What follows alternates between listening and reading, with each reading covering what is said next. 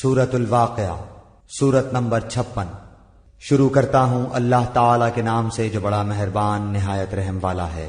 جب قیامت قائم ہو جائے گی جس کے واقع ہونے میں کوئی جھوٹ نہیں، وہ پست کرنے والی اور بلند کرنے والی ہوگی، جبکہ زمین زلزلے کے ساتھ ہلا دی جائے گی اور پہاڑ بالکل ریزہ ریزہ کر دیے جائیں گے، پھر وہ مثل پراگندہ غبار کے ہو جائیں گے اور تم 3 جماعتوں میں ہو جاؤ گے۔ پس داہنے ہاتھ والے کیسے اچھے ہیں داہنے ہاتھ والے، اور بائیں ہاتھ والے کیا حال ہے بائیں ہاتھ والوں کا، اور جو آگے والے ہیں وہ تو آگے والے ہی ہیں، وہ بالکل نزدیکی حاصل کیے ہوئے ہیں، نعمتوں والی جنتوں میں ہیں۔ بہت بڑا گروہ تو اگلے لوگوں میں سے ہوگا اور تھوڑے سے پچھلے لوگوں میں سے۔ یہ لوگ سونے کے تاروں سے بنے ہوئے تختوں پر ایک دوسرے کے سامنے تکیہ لگائے بیٹھے ہوں گے۔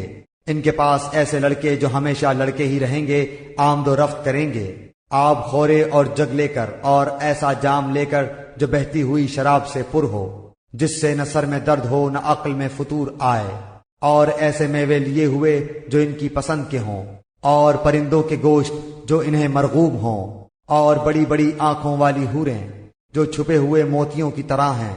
یہ صلہ ہے ان کے اعمال کا، نہ وہاں بکواس سنیں گے اور نہ گناہ کی بات، صرف سلام ہی سلام کی آواز ہوگی۔ اور داہنے ہاتھ والے کیا ہی اچھے ہیں داہنے ہاتھ والے، وہ بغیر کانٹوں کی بیریوں اور تہ بتہ کیلوں اور لمبے لمبے سایوں اور بہتے ہوئے پانیوں اور بکثرت پھلوں میں جو نہ ختم ہو نہ روک لیے جائیں، اور اونچے اونچے فرشتوں میں ہوں گے۔ ہم نے ان کی بیویوں کو خاص طور پر بنایا ہے اور ہم نے انہیں کنواریاں بنا دیا ہے، محبت والیاں، اور ہم عمر ہیں، دائیں ہاتھ والوں کے لیے ہیں، جمع غفیر ہے اگلوں میں سے، اور بہت بڑی جماعت ہے پچھلوں میں سے۔ اور بائیں ہاتھ والے کیا ہیں بائیں ہاتھ والے گرم ہوا اور گرم پانی میں ہوں گے، اور سیاہ دھوئیں کے سائے میں جو نہ ٹھنڈا ہے نہ فرحت بخش۔ بے شک یہ لوگ اس سے پہلے بہت نازوں میں پلے ہوئے تھے اور بڑے بڑے گناہوں پر اصرار کرتے تھے، اور کہتے تھے کہ کیا جب ہم مر جائیں گے اور مٹی اور ہڈی ہو جائیں گے تو کیا ہم پھر دوبارہ اٹھا کھڑے کیے جائیں گے، اور کیا ہمارے اگلے باپ دادا بھی؟ آپ کہہ دیجئے کہ یقیناً سب اگلے اور پچھلے ضرور جمع کیے جائیں گے ایک مقررہ دن کے وقت۔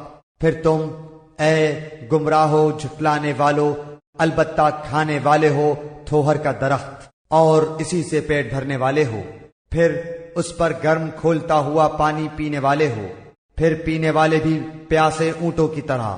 قیامت کے دن ان کی مہمانی یہ ہے، ہم ہی نے تم سب کو پیدا کیا ہے، پھر تم کیوں باور نہیں کرتے؟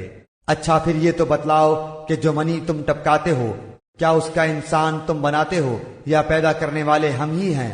ہم ہی نے تم میں موت کو متعین کر دیا ہے، اور ہم اس سے ہارے ہوئے نہیں ہیں کہ تمہاری جگہ تم جیسے اور پیدا کر دیں اور تمہیں نئے سرے سے اس عالم میں پیدا کریں جس سے تم بالکل بے خبر ہو۔